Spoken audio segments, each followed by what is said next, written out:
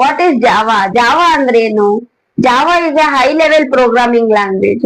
ಇದನ್ನ ಏನಕ್ಕಪ್ಪ ಯೂಸ್ ಮಾಡ್ತೀವಿ ಅಂತ ಹೇಳಿದ್ರೆ, ಸಾಫ್ಟ್ವೇರ್ ಅಪ್ಲಿಕೇಶನ್ಸ್ ಹಾಗೆ ವೆಬ್ಸೈಟ್ಸ್, ಮೊಬೈಲ್ ಅಪ್ಲಿಕೇಶನ್ಸ್ ನ ಡೆವಲಪ್ ಮಾಡೋದಕ್ಕೆ ಯೂಸ್ ಮಾಡ್ತೀವಿ.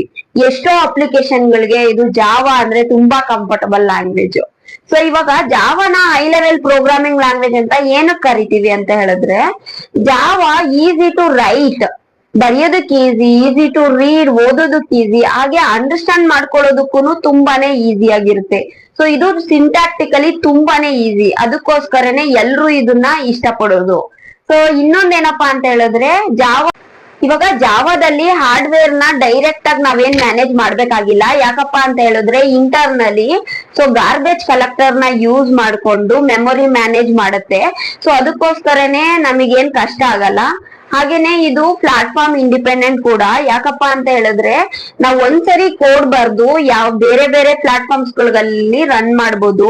ಇವಾಗ ವಿಂಡೋಸ್ ಅಲ್ಲಿ, iOS ಅಲ್ಲಿ, ಲಿನೆಕ್ಸ್ ಅಲ್ಲಿ, ಲೈಕ್ ಡಿಫ್ರೆಂಟ್ OSS ಅಲ್ಲಿ ನಾವು ಇದನ್ನ ರನ್ ಮಾಡ್ಬೋದು. ಅದಕ್ಕೆ ಪ್ಲಾಟ್ಫಾರ್ಮ್ ಇಂಡಿಪೆಂಡೆಂಟ್ ಆಗಿರುತ್ತೆ.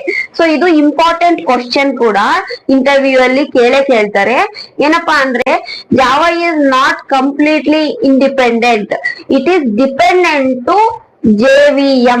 ಓಕೆ, JVM ಇನ್ಸ್ಟಾಲ್ ಆಗಿದ್ರೆ ಮಾತ್ರ ನಾವು ಬೇರೆ ಬೇರೆ ಪ್ಲಾಟ್ಫಾರ್ಮ್ ಗಳಲ್ಲಿ .class ಫೈಲ್ ನ ತಗೊಂಡು ರನ್ ಮಾಡಬಹುದು.